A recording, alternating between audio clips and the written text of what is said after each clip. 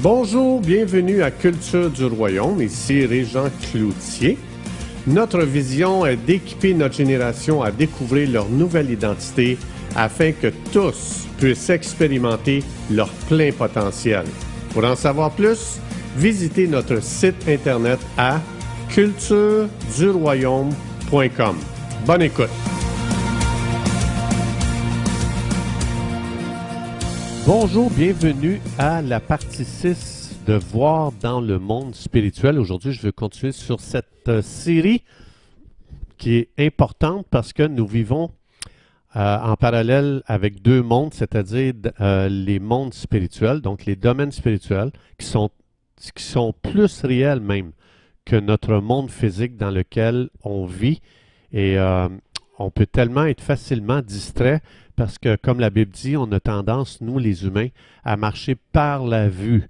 Mais ce qu'il faut savoir, c'est que ce que nous voyons dans le monde physique, c'est le résultat d'une activité qui a eu lieu d'abord dans le monde de l'esprit, dans les royaumes de l'esprit.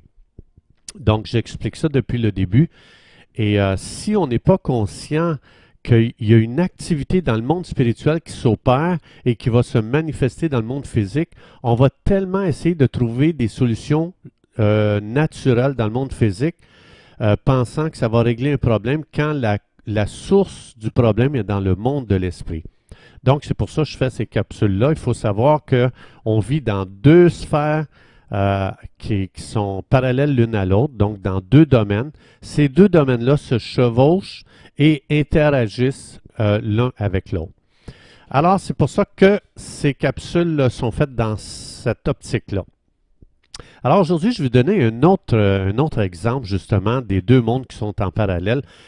Vous avez probablement lu dans Matthieu, chapitre 17, la fameuse scène où est-ce que Jésus amène Pierre et Jean sur le mont de la transfiguration. Alors là, ici, une scène très intéressante à lire, je vous encourage. Jésus amène Pierre et Jean dans les sphères spirituelles. Ils vont voir de l'autre côté du voile et ils voient ici Moïse, ils vont voir Élie, sont apparus devant eux. Ils parlent avec Jésus, vous avez ça dans Matthieu 17. Et puis, Jésus, ce qu'il a fait en fin de compte, c'est qu'il a juste ouvert le rideau entre le monde physique et le monde spirituel.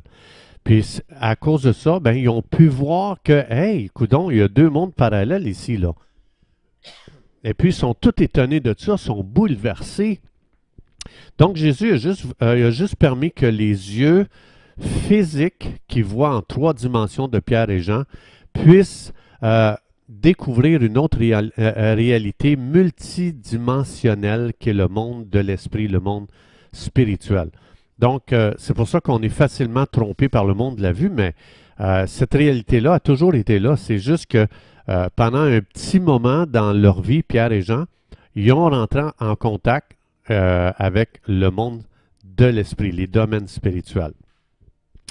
Donc, je vais aller ici, vous savez, je vais aller dans Actes lorsque l'Église est née, donc c'est-à-dire à la Pentecôte. On voit ça dans Actes chapitre 2.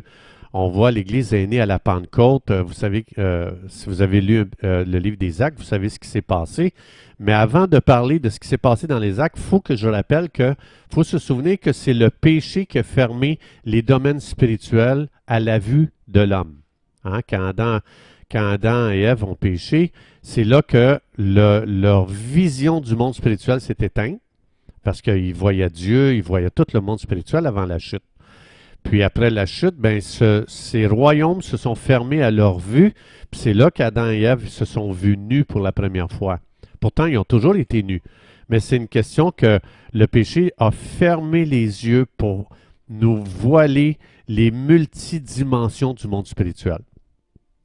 Mais il faut savoir que la bonne nouvelle, c'est que la mort de Jésus et sa résurrection ont réglé le problème du péché. Jésus est mort à la croix et il a payé pour nos péchés. Donc, il est ressuscité.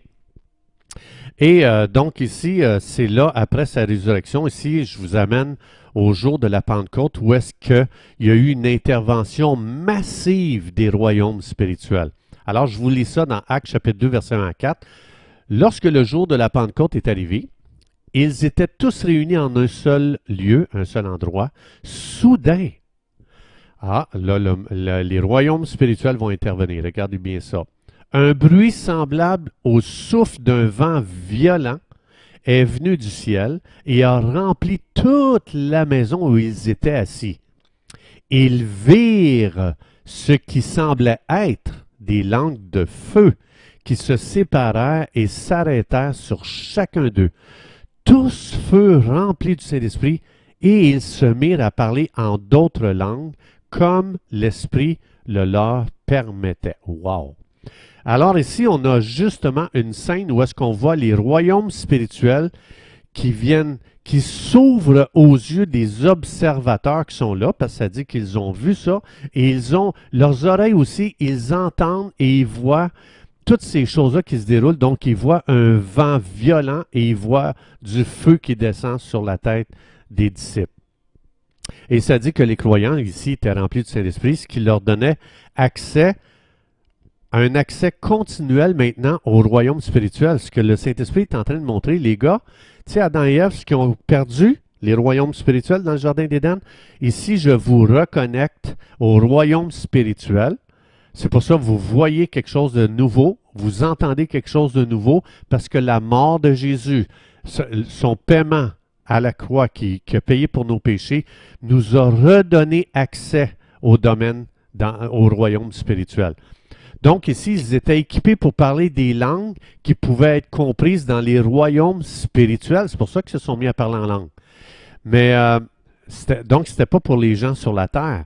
Ça, c'est comme les dons spirituels dans 1 Corinthiens 12. Les dons spirituels sont une intervention des royaumes spirituels dans le monde physique. Donc, quand vous lisez les dons spirituels dans 1 Corinthiens 12, vous allez voir, il y en a qui parlent en langue, il y en a qui interprètent les langues, il y en a qui prophétisent, il y en a qui ont un don de sagesse, il y en a qui ont un don de discernement, il y en a que... C'est tous des dons spirituels. Donc, Paul, ici, dans 1 Corinthiens, quand il parle de ça, il dit vous devriez être informés sur les dons spirituels. Mais dans l'original, dans le texte original, ça ne dit pas les dons spirituels, ça dit vous devriez être informés concernant les spirituels. Donc, le mot don, il est absent dans le texte original. On pourrait dire je veux que vous connaissiez les spirituels. Je sais que ça fait comme pas de sens là, un petit peu là, dans notre langage. Là. Mais Paul, il dit on devrait connaître les royaumes spirituels pour qu'on puisse faciliter l'intervention de ce monde spirituel en les exerçant sur la terre. Donc, ça veut dire que lorsque je parle en langue, je parle une langue des royaumes spirituels que les autres humains ne peuvent pas comprendre. C'est pour ça que ça demande une interprétation parce que ça vient d'un autre royaume. Donc, si quelqu'un reçoit une parole de connaissance, c'est que lui, il entend des mots qui sont prononcés dans les royaumes spirituels et il les dit dans le monde physique. Donc, ça veut dire que je les entends parce que je marche dans l'Esprit. J'ai reçu le Saint-Esprit, je suis scellé du Saint-Esprit. Donc, ça me permet d'entendre ce qui se dit dans la pièce d'à côté, c'est-à-dire dans la pièce parallèle à la mienne. Donc, moi, je vis dans une pièce qui est le monde physique, mais il y a une autre pièce qui est les royaumes spirituels, puis il y a des mots aussi qui se disent là, dans le monde spirituel. Donc, les personnes qui sont coincées dans cette pièce du monde physique, ils ont besoin qu'on leur dise qu'est-ce qui se dit dans la pièce d'à côté, qui est dans les royaumes spirituels. Donc, c'est pour ça que Paul dit, on doit opérer dans les spirituels, avec les choses qui sont dans les royaumes spirituels, dans la sphère spirituelle. C'est pas suffisant d'opérer avec une connaissance naturelle. C'est pas suffisant d'opérer avec des talents naturels. C'est pour ça que Dieu dit, je vais vous donner des dons spirituels, ça le dit, hein, c'est des dons spirituels, c'est-à-dire ça vient des royaumes spirituels pour que vous puissiez opérer sur la terre dans le monde physique. Donc, c'est pour ça, dans ces dons-là, on voit qu'il y en a qui ont une parole de sagesse.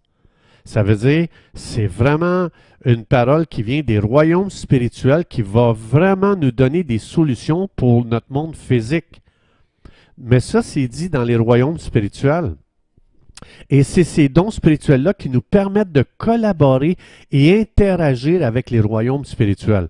Comme je dis, c'est pas suffisant la sagesse humaine. On a besoin d'une sagesse spirituelle qui vient des royaumes spirituels qui vient puis c'est là que sont tous nos trésors. Mais on est appelé, chacun dans ses dons, il est appelé à faire descendre ce qui est dans les royaumes spirituels, les faire descendre sur la terre dans nos rassemblements. Puis parce que ici, c'est 1 Corinthiens 12 dit, lorsque vous vous rassemblez les frères et sœurs, faites descendre ce qui est là dans les royaumes spirituels, faites-le descendre dans vos rassemblements. Pour qu'il se passe quelque chose de surnaturel, pour nous équiper, pour savoir comment opérer dans le monde physique. Donc, c'est pour ça que tout ça, pourquoi est-ce que j'explique ça? C'est parce qu'on doit commencer à devenir conscient de plus en plus. Aujourd'hui, si je réalise, si je deviens conscient que je vis dans deux mondes en parallèle, un monde dans les royaumes spirituels et le monde physique, ça veut dire que je vais réaliser que tout ce que je dis, tout ce que je fais va impacter ces deux sphères-là. Donc, si on est éveillé à cette réalité, nos pensées, nos paroles et nos actions vont être choisies avec un but très précis. Je ne ferai plus les choses au hasard. Je vais sélectionner mes pensées, je vais sélectionner mes paroles, je vais sélectionner mes actions et mes activités, sachant que tout ça impacte les royaumes spirituels pour se manifester dans le monde physique. Alors, je peux donc choisir de faire travailler les royaumes spirituels en ma faveur. Comment? Je choisis de déclarer une promesse de Dieu, sachant que ça va impacter les royaumes de l'esprit pour ensuite se manifester dans le monde physique. Ou encore, je choisis de louer parce que je sais que la louange attire la présence de Dieu. Ça dit, Dieu siège au milieu des louanges de son peuple. Donc, je choisis de louer aujourd'hui. Je vais mettre des chants de louange, je vais saturer mon temps dans la louange parce que ça attire la manifestation de la présence de Dieu. Et on sait très bien, on voit dans la Bible que le monde des ténèbres ne sont pas capables de rester dans la présence de Dieu. Donc, ou encore, je choisis de prier parce que je sais que ma prière est entendue au ciel, donc dans les royaumes spirituels, et que parce que j'ai prié, il y a des anges qui vont être envoyés par Dieu pour exaucer ma demande. Ou encore, je choisis de décréter une parole de Dieu parce qu'il y a quelque chose sur la terre qui n'est pas conforme au ciel, donc qui ne se soumet pas au règne de Dieu, et je choisis de décréter pour qu'il y ait un changement sur la terre. Jésus a dit, sur la terre comme au ciel. Donc, il le dit, quand tu pries, prie pour que le règne de Dieu s'établisse. Donc, il y a des endroits où Dieu ne règne pas. Dieu ne règne pas dans le mensonge, Dieu ne règne pas dans le vol, Dieu ne règne pas dans les activités des ténèbres. Donc, on peut décréter dans ces endroits-là. Je choisis de parler, de prier et de louer en langue parce que c'est une langue comprise seulement dans les royaumes spirituels. Et les royaumes spirituels entendent ce qui est dit quand on prie, puis on parle, puis on loue en langue. Et puis, ça veut dire qu'il y a des choses que mon intelligence n'arrive même pas à comprendre. C'est mon esprit. Ça le dit, c'est votre esprit qui prie en langue. C'est pas votre intelligence. Ça veut dire, ce que je suis en train de prier en langue, c'est au-delà de la raison, du raisonnement humain. C'est parce que je collabore avec mon esprit humain, avec le Saint-Esprit, et il y a une activité surnaturelle qui est en train de s'opérer. Ou encore, je peux choisir de me repentir parce que ça désarme le monde des ténèbres pour me tourmenter. Si quelqu'un pratique le péché, le monde des ténèbres a le droit de tourmenter quelqu'un. Dans Actes 10, 38, ça dit Jésus allait de lieu en lieu, délivrant les gens, guérissant les gens qui étaient tourmentés par le diable.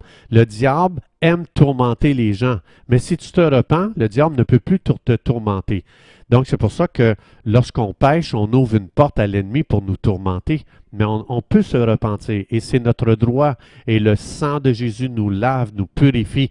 Et quand le sang nous purifie, les royaumes spirituels le voient, y compris le royaume des ténèbres. Et le royaume des ténèbres, quand il voit quelque chose est couvert par le sang, ne peut plus agir. Si vous regardez dans quand Moïse a délivré le peuple de Dieu en Égypte, il mettait le sang de l'agneau sur les linteaux des portes et l'ange de la mort ne pouvait pas entrer dans cette maison-là.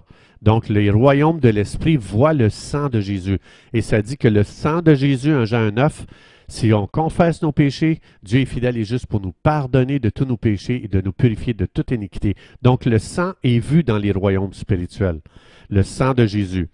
Ou encore, je choisis de méditer la parole de Dieu parce que ça vient nourrir ma vie spirituelle et non seulement ça nourrit ma vie spirituelle, mais ça m'amène à faire comme Jésus dans Matthieu 4,4. Vous savez, quand le diable a tenté Jésus, Jésus a toujours dit « Il est écrit ». Donc, ça m'équipe d'utiliser la parole de Dieu comme une épée contre le monde spirituel pour les massacrer. Alors, c'est pour ça que quand on commence à réaliser qu'on vit dans deux mondes en parallèle, le monde physique en 3 dimensions, tridimensionnel, et le monde spirituel, les royaumes de l'esprit, c'est multidimensionnel. Donc, on vit en parallèle avec ces deux mondes-là. C'est pour ça que plus qu'on devient conscient de ça, plus qu'on choisit nos pensées, nos paroles, nos actions, notre activité, sachant qu'on impacte les royaumes spirituels. Chers amis, c'est tout le temps que nous avions. Merci d'avoir été des nôtres et à la prochaine.